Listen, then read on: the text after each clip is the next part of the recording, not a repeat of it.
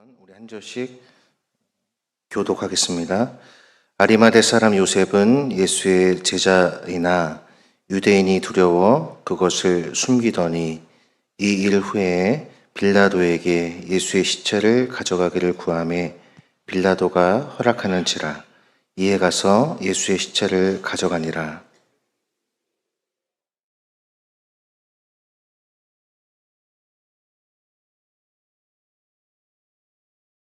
이에 예수의 시체를 가져다가 유대인의 장례 법대로 그 향품과 함께 세마포로 쌌더라.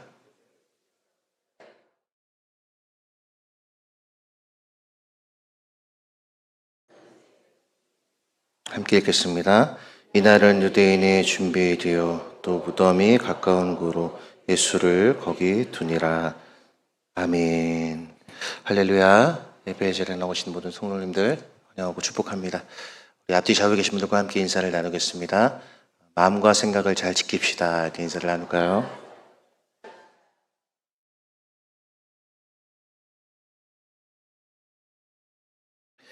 우리가 함께 읽은 말씀을 중심으로 십자가가 만든 제자들이라는 제목으로 함께 하나님의 말씀을 살펴보며 은혜를 나누기를 원합니다. 여러분들에게 십자가는 어떤 의미입니까? 십자가. 저는 중학교 1학년 때인가 정확히 기억은 안 나는데 그때 불렀던 찬양이 이제 이런 찬양이었습니다. 찬송가에 있는 찬양인데요. 십자가 십자가 내가 처음 볼 때에 나의 마음의 큰 고통 사라져 오늘 믿고서 내 눈 밝았네 참 내 기쁨 영원하도다 라는 그런 가사를 불렀던 그런 때가 생각이 납니다. 그때부터 십자가는 저에게 하나의 액세서리가 아니었고 저의 삶의 중심, 신앙의 중심으로 그렇게 자리 잡기 위해서 참 많이 애를 썼던 기억이 납니다. 그래서 학생부, 이제 그때는 중고등부가 아니라 학생부라고 불렀는데 그때 이제 막 배지 같은 것도 여기 달고 다니고 그 다음 이제 큐티, 지금도 이제 나오는 새벽나라인가 기억이 가물가물한데 그 새벽나라는 중고등부 전용 큐티가 있어요. 그래서 그런 거를 가지고 큐티하고 또 이제 제가 다녔던 미션 스쿨에서 조그마한 기도실이 있었거든요. 그 기도실에서 모여서 이제 큐티도 나누고 그랬던 기억이 떠올랐습니다. 십자가가 만든 제자들. 오늘 본문에는 두 명의 인물이 등장을 합니다. 한 명은 아리마대 사람 요셉이고 또 한 명은 니고데모였습니다. 아리마대 사람 요셉이나 그 다음에 등장하는 니고데모 역시 당시에 굉장히 부유층이었고 사회 지도층이었다는 점에서 공통점이 있습니다. 그러면 과연 이들이 십자가로 말미암아 어떻게 변하게 되었는지를 우리가 함께 살펴보면 좋겠는데요. 먼저 38절 말씀을 보시면 이렇게 기록이 되어 있습니다. 아리마대 사람 요셉은 예수의 제자이나 유대인이 두려워 그것을 숨기더니 이 일 후에 빌라도에게 예수의 시체를 가져가기를 구하매 빌라도가 허락하는지라. 이에 가서 예수의 시체를 가져가니라 라고 말씀합니다. 이 아리마대 사람 요셉은 굉장한 부유층이었다고 성경은 기록하고 있습니다. 그리고 마태복음의 기록에 따르면 그는 경건하고 하나님의 나라를 기다리는 자라라고 말씀을 하고 있습니다. 사실 돈이 많이 있으면서 경건하기는 쉽지 않습니다. 경건하면서 돈이 많이 있기도 사실 쉽지 않죠. 그런데 그는 자신에게 있는 부를 가지고 오늘 예수님의 그 무덤을 예수님께 드리는 그러한 헌신을 보여주고 있습니다. 그런데 그것은 결론에 가서 하는 이야기고 오늘 우리가 읽은 38절 말씀을 보시면 두려워했다라고 기록을 하고 있습니다. 사실 신앙생활 하면서 우리의 신앙을 발목 잡는 것들이 여러 가지가 있습니다. 그것이 우리 안에 있는 게으름일 수도 있는 것이고 또 우리 밖에 있는 여러 가지 위협일 수도 있습니다. 우리 안에 있는 게으름이 우리의 신앙의 성장을 막는 그러한 장애물이라면 때로는 밖에서 오는 이러한 위협 또는 두려움들이 우리의 신앙의 성장을 가로막을 때도 있습니다. 오늘 등장하는 이 아리마대 사람 요셉이 바로 그런 경우였음을 보여주고 있습니다. 그는 예수의 제자였습니다. 여기서 말하는 제자는 예수님의 12 제자와는 다른 좁은 의미로서의 제자가 예수님의 12제자라면 넓은 의미로서의 제자는 바로 예수님을 따랐던 사람들, 그리고 저와 여러분들을 포함하는 제자가 이 넓은 의미로서의 제자라고 할 수 있습니다. 이 아리마대 사람 요셉은 예수를 따르는 제자였습니다. 예수께서 하신 일을 보았고 예수께서 하신 일이 범상치 않음을 깨달았고, 그렇기 때문에 예수님을 따라가기로 결단했던 사람이 바로 아리마대 사람 요셉이었습니다. 그런데 그의 신앙의 성장과 그의 믿음의 방향을 방해하는 것이 있었는데, 그것은 바로 유대인을 두려워했다는 것에 있습니다. 그렇다면 왜 두려워했을까? 왜 두려워했겠습니까? 그는 말씀드렸던 바와 같이 사회 지도층이었고 또 사회 부유층이었습니다. 아마 니고데모 역시, 그리고 아리마대 사람 요셉 역시 사회적인 지위에 대한 두려움이 있었을 것입니다. 사실 사내들인 공회원이라는 것은 유대인으로서는 이미 출세의 끝을 의미합니다. 다시 말하면 더 올라가고 싶어도 올라갈 수가 없는 그런 위치라고 할 수 있습니다. 그러나 예수를 믿는다는 것이 알려지면 우리가 살펴보았지만 출교를 당하기 때문에 모든 사회적인 지위를 순식간에 잃는다는 위험성이 늘 있었습니다. 그리고 또 다른 두려움은 무엇이었을까요? 그것은 아마 경제적인 손실에 대한 두려움이었을 것입니다. 사실 돈이 없는 사람들에게 돈을 잃는 것은 그렇게 두려운 일이 아닙니다. 어차피 그렇지 않습니까, 여러분? 저만 그런가요? 그러니까 돈이 많으면 그 돈이 잃어지는 것에 대한 부담감이 사실 굉장히 크죠. 그러나 돈이 없는 사람들은 그거 없는다고 사실 크게 차이가 나는 게, 물론 저는 아직 어리고 순진하기 때문에 그래서 그런지도 모르겠지만 이제 그렇게 생각이 들 수 있어요. 그러나 니고데모나 아리마대 사람 요셉은 굉장한 사회적인 지도층과 부유층이었기 때문에 그들이 잃게 될 경제적인 손실은 아마 막대했을 것입니다. 신앙 때문에 재산상의 손해를 당하고 싶지 않았을 것입니다. 그리고 많은 이권을 가지고 있었기 때문에 그것을 잃는다는 것이 두려웠을지도 모르겠습니다. 세 번째는 변화에 대한 두려움이 그들 가운데 있었을 것입니다. 사실 변화 자체는 좋은 것이죠. 변화, 새롭게 우리를 변화시켜 주소서라는 찬양의 가사처럼 변화 자체는 우리가 꿈꾸고 지향해야 할 우리의 신앙의 목표이기도 합니다.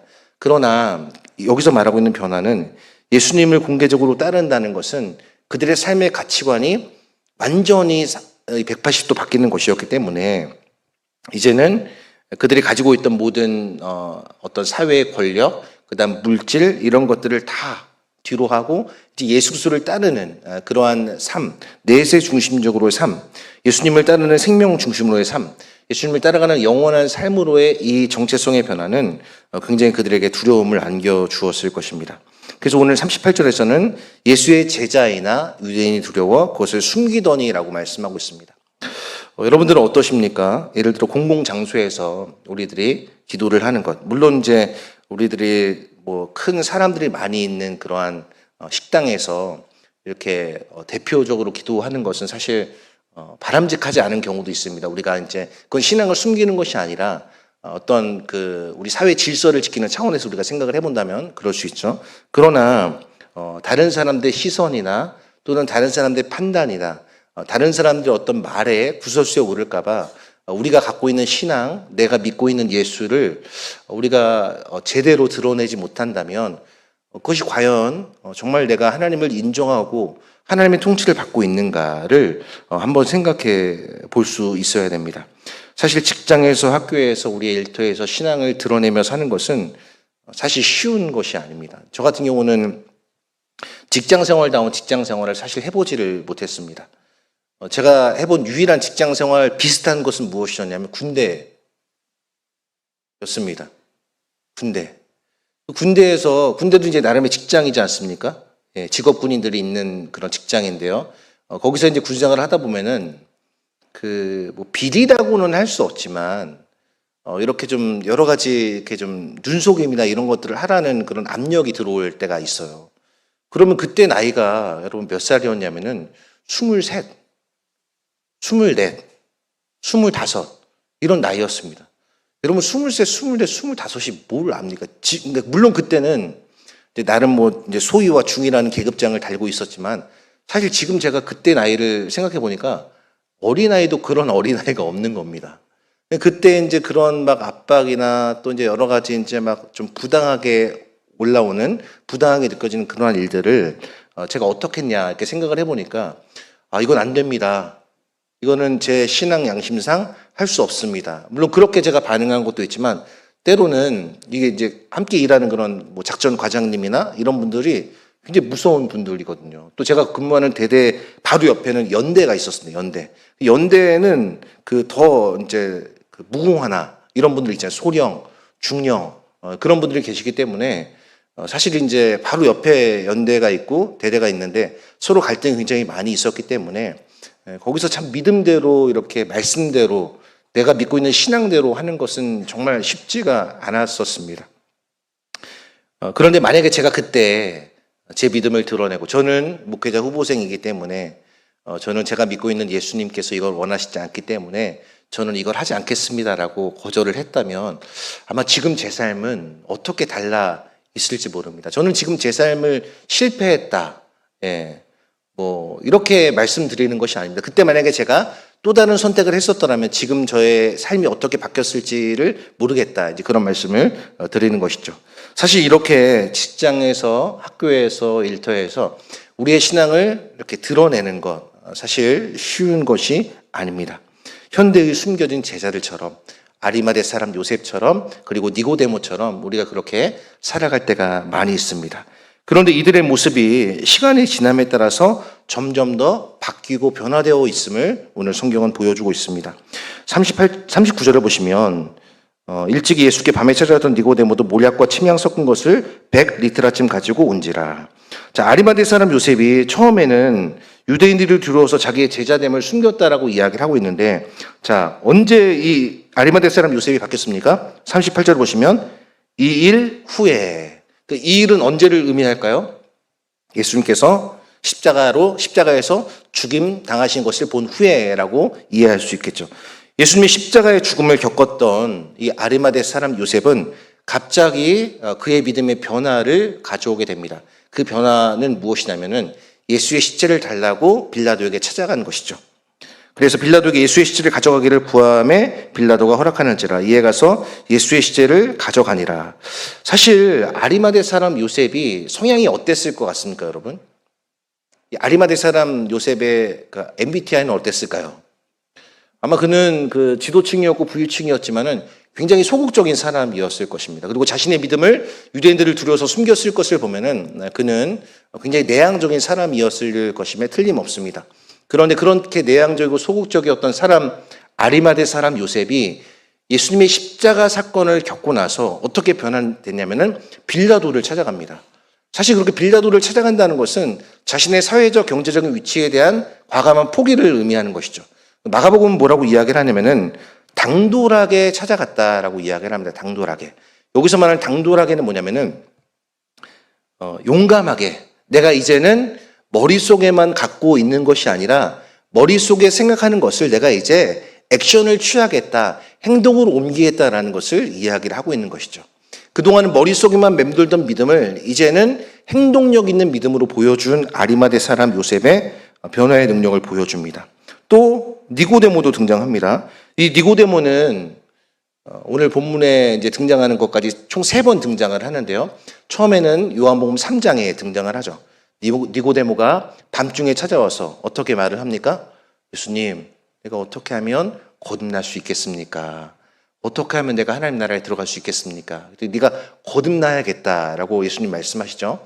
그랬더니 제가 어떻게 거듭날 수 있겠습니까? 제가 어머니 뱃속에 들어갔다 다시 나오면 됩니까? 라는 뚱딴지 같은 질문을 합니다. 그때 예수님께서 물과 성령으로 거듭나야 된다라는 말씀을 하셨죠. 그러면서 요한복음 3장 16절에 뭐라고 말씀하시냐면은 하나님이 세상을 이처럼 사랑하사 독생자를 주셨으니 이는 저를 믿는 자마다 멸망하지 않고 영생을 얻게 하려 하심이니라 라고 예수님께서 니고데모에게 말씀을 하십니다. 그런데 그때 말씀하셨던 것을 기억했던 이 니고데모는 이제 요한복음 7장에서 예수님이 공회 앞에서 어려움을 당할 때 소극적으로 예수님을 변호합니다. 그러다가 이제 오늘 19장에서 과감하게 예수님의 이 죽음에 참여하는, 적극적으로 참여하는 그러한 모습을 지금 보여주고 있는 것이죠. 이 둘, 아리마대 사람 요셉과 니고데모는 이들이 이렇게 담대한 제자들이 될 수 있었던 이유는 어디에 있었을까요? 과연 무엇이 이들로 하여금 이렇게 담대한 변화를 갖게 만들었을까요? 그것은 바로 이들이 십자가에 관통당했기 때문입니다. 여러분, 통과하는 것과 관통하는 것은 다른 겁니다. 통과하는 것은 그냥 지나가는 거예요. 내가 지나가는 겁니다. 그러나 관통당하는 것은 뭐냐면은 나를 뚫고 지나가는 거예요. 우리의 평생의 기도 제목이 있어야 한다면 그것은 십자가가 내 안에 내가 십자가를 관통한 사람, 그러니까 십자가를 관통한 사람, 십자가에 관통당한 사람이 되어야 한다는 것을 알 수 있습니다. 니고데모는 요한복음 3장 11절에서 말씀드린 것처럼 하나님께서 세상을 이처럼 사랑하사 독생자를 주셨다는 말이 바로 십자가상에서 이루어졌다는 것을 보게 됨으로 말미암아 그는 변했을 것입니다. 그리고 아리마대 사람 역시 그랬을 것입니다. 오늘 본문에 나와 있지 않지만 마가복음에 보게 되면은 그가 어떻게 예수님을 인정하게 되었는가를 우리가 살펴볼 수 있습니다. 또한 이들은 죄와 의가 무엇인지에 대한 인식이 십자가를 통해 깨닫게 된 것을 알 수 있습니다. 니고데모는 아마도 밤중에 찾아갔던 자신의 비겁함, 나약함, 그 다음에 아리마대 사람 요셉은 공회의 결의에는 반대했지만 적극적으로 그것을 막지 못한 그런 일말의 책임감이 아마 그들 가운데 있었을 것입니다. 그리고 동시에 이 십자가상에서 죽은 예수님의 죽음이 바로 자신들을 위한 것임을 아리마대 사람 요셉과 니고데모는 그들의 마음 깊이 깨달았기 때문에 그들은 십자가에 관통당했습니다. 또 한 가지는 무엇이었냐면 그들이 두려워했던 유대인들, 그들이 잃을 뻔한 사회적이며 경제적이며 어떤 정치적인 지위, 그런 두려움보다 그 두려움을 압도하고도 남는 그 더 큰 사랑에 그들은 관통당했다는 것이죠. 사실 두려움을 이길 수 있는 힘은 어디에 있냐면 사랑에 있습니다. 사랑. 여러분, 사랑 안에는 진정한 두려움을 내쫓을 수 있는 힘이 있습니다. 여러분들의 마음이 두려울 때요, 여러분 어떻게 하면 될까요? 그거는 하나님을 사랑하면 되는 거예요. 하나님의 사랑이 내 안에 찾아오면 모든 두려움이 사라지게 되는 것을 경험합니다. 사실 우리들이 인생을 살면서 두려울 때가 얼마나 많이 있습니까? 시인들이 고백했던 것처럼 낮에 흐르는 살과 밤에 흐르는 그러한 백주대낮의 어려움들이 우리의 삶을 얼마나 힘들게 하고 어렵게 할 때가 있습니까? 그런데 그때 우리가 주님께 피하는 것이죠. 우리의 생명의 주인이시고 우리의 삶의 주관자이시고 우리의 처음과 끝이 되신 그분께 피하는 것입니다. 그럼 그분은 우리에게 말씀하시죠. 두려워하지 말라. 내가 너와 함께 함이니라. 놀라지 말라. 나는 내 하나님이 됨이니라. 참으로 나의 의로운 오른손으로 너를 붙들어 주리라 라고 우리에게 말씀으로 약속해 주시는 것입니다. 이 둘에게는 선택의 여지가 없었습니다. 아리마대 사람 요셉과 이 니고데모에게는 이제 담대한 삶의 변화만이 남아 있었습니다. 여러분 혹시 렘브란트라는 유명한 화가를 알고 계신지 모르겠습니다. 렘브란트. 인터넷 치면 나옵니다. 렘브란트가 쓴이 아니라 그린 그 유명한 그림이 있는데 그게 뭐냐면은 탕자의 귀향. 누가복음 15장을 배경으로 한 이 탕자의 귀향이라는 그림이 있습니다. 이것이 이제 러시아의 에르미타주 박물관에 있는데요. 거기 갈 필요 없습니다, 여러분. 인터넷에 보시면 잘 나옵니다. 보시면은 이 렘브란트가 이제 거기 그림을 그렸는데 그 그림을 자세히 보시면은 그 탕자의 모습 속에서 우리는 렘브란트의 모습을 발견할 수 있습니다. 렘브란트가 굉장히 유명한 화가였거든요. 그런데 그가 큰 시련과 아픔을 겪게 됩니다. 그리고 나서 그 탕자의 귀향에서 자신이 예수님을 십자가에 못 박은, 즉 자신이 탕자라는 것을 그 그림에서 표현을 하고 있습니다. 바로 이 렘브란트가 그 그림을 통해서 십자가를 경험했다는 것이죠. 제가 좋아하는 철학자가 있는데 키에르케고르라는 그런 철학자입니다. 키에르케고르. 이 키에르케고르는 뭐라고 얘기했냐면은 신 앞에 선 단독자라는 표현을 썼어요. 그러니까 우리가 지금 함께 모여서 공동체로 예배를 드리고 있잖아요. 그런데 동시에 여러분 한 사람을 하나님이 보시는 거예요. 한 사람을 지금 딱 이렇게 여러분을 보시는 거예요. 그러니까 하나님 앞에서 우리가 공동체로 예배 드리지만 동시에 신 앞에 선 단독자가 되어야 된다는 거예요. 그러니까 우리의 실존, 그러니까 아리마대 사람 요셉과 이 니고데모는 그들의 실존 속에 십자가가 그들을 관통했기 때문에 더 이상 두려움과 그들이 얻게 될 사회적인 불이익이 중요하지 않았던 거예요. 진짜 내 삶을 바꾸고 내 삶을 움직일 만한 진짜 중요한 가치가 무엇인지를 그 십자가의 죽음을 통해서 알게 된 것이죠. 이 변화가 38절부터 이제 39절, 41절, 42절에 나와 있는데 어떻게 그들이 달라졌습니까? 니고데모가 아주 놀라운 헌신을 하게 되죠. 아리마대 사람 요셉은 당돌이 빌라도에 찾아가서 예수님의 시체를 달라고 요구를 하고 동시에 이 니고데모는 어떻게 합니까? 모략과 침향 섞은 것을 100리터라쯤 가지고 온지라. 여러분 요한복음에 보게 되면 향유를 부은 여인이 등장을 하는데 그 향유를 부은 여인도 사실 굉장한 그 헌신을 한 것입니다. 그런데 여기서 지금 100리트라라는 단위는 어느 정도냐면은 100파운드. 그러니까 이거를 킬로그램으로 환산을 하면 약 32.7g. 그러니까 이게 우리에게 와닿지 않는데 이거는 어떤 금액이냐면은 노동자 1년치 임금에 해당하는. 그러니까 오늘 우리나라의 대표적인 걸로 환산하면 어느 정도 될까요? 한 7천만 원, 8천만 원, 이 정도의 그 금액이 바로 이 니고데모가 예수님의 장례를 위해 준비한 이 비용이라는 것입니다. 일반 장례를 비교해보면 이것이 얼마나 극적인지가 드러나는데 일반 장례에는 겨우 1, 2파운드. 근데 이건 100파운드입니다. 100파운드. 100리트라라는 것은 일반 장례에서는 1, 2파운드. 왕족 장례조차 고작 사용했던 것은 10, 20파운드였는데 지금 예수님의 이 장례에 100파운드가 사용되었다는 것. 어마어마한 양이라는 것을 알 수 있죠. 이것은 바로 모든 왕 중의 왕, 킹 오브 킹스에 드리는 참된 경배라는 사실을 우리는 알 수 있습니다. 이 100리트라, 100파운드의 모략으로 지금 니고데모는 이렇게 외치고 있는 것이죠. 나는 예수의 사람이다. 나는 더 이상 숨어 있는 제자가 아니라 나는 이제 공개적으로 예수를 따르고 예수를 지지하고 하나님 나라를 기다리는 제자다라고 공개적으로 선언한 것이죠. 이제 니고데모는 더 이상 밤에 숨어서 찾아오는 제자가 아니라 이제는 누구나 자기를 봐도 전혀 거리낄 것이 없는 담대한 제자가 되었습니다. 이 모략이라는 것은 구약에서 어떤 의미를 갖고 있냐면은 거룩한 관유를 만드는 핵심적인 원료가 바로 이 모략이었습니다. 이것은 제사장과 왕에게 기름을 부을 때 사용하는 연료였는데요. 니고데모는 이 모략을 통해서 예수님이 진정한 기름 부은 받은 자임을 그리고 참 제사장임을 참된 왕이심을 그 모략을 통해서 고백하고 있는 것입니다. 그런데 참으로 놀라운 것은 무엇이냐면 지금 제자들의 모습을 보면은 제자들이 다 뿔뿔이 흩어졌지 않습니까? 그런데 그 좁은 의미로서의 제자들이 아니라 변두리 제자들이었던 넓은 의미로서의 제자였던 아리마대 사람 요셉과 이 니고데모를 통해서 하나님께서는 이 예수의 죽음을 지금 진행하고 계신다는 것이죠. 그리고 새로운 하나님 나라를 도래하게 하신다는 것을 지금 말씀해 주고 있습니다.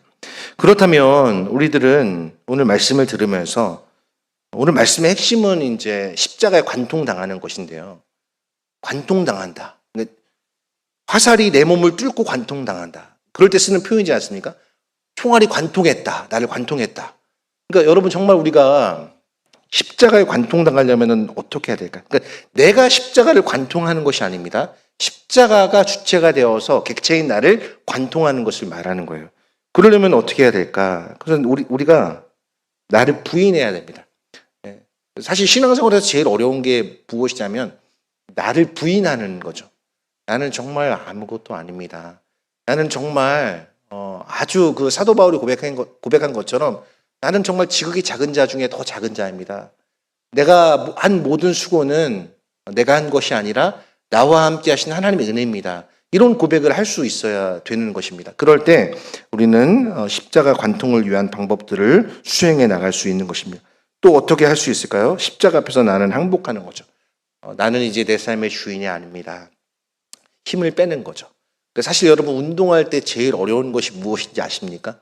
운동할 때 제일 어려운 게 힘을 빼는 거예요. 힘을 빼는 거예요.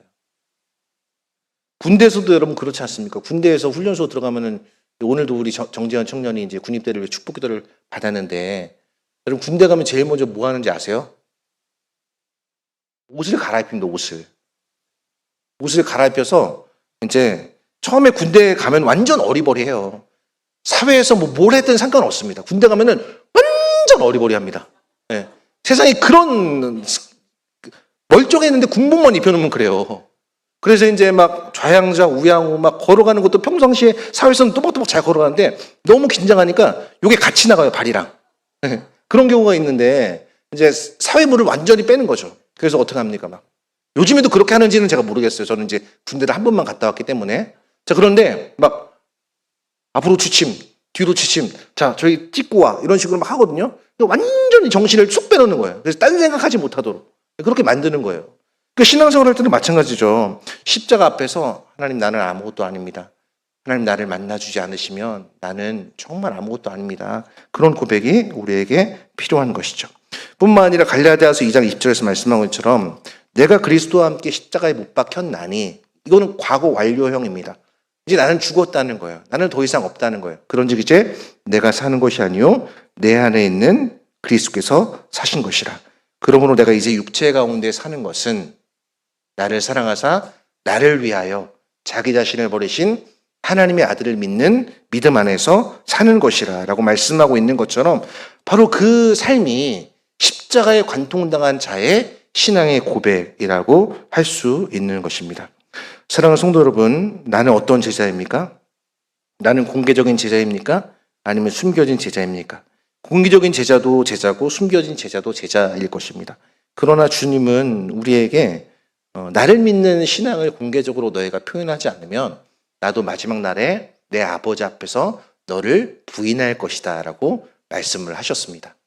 여러분, 예수님을 평상시에 인정하는 것, 이게 얼마나 중요한지 모릅니다. 평상시에 나의 삶에서 예수님을 인정하는 것, 우리의 가정에서 자녀들과의 관계 속에서, 그러니까 나랑 가까운 삶의 가장 가까운 관계를 맺고 있는 사람들이 사실 나를 잘 알아요.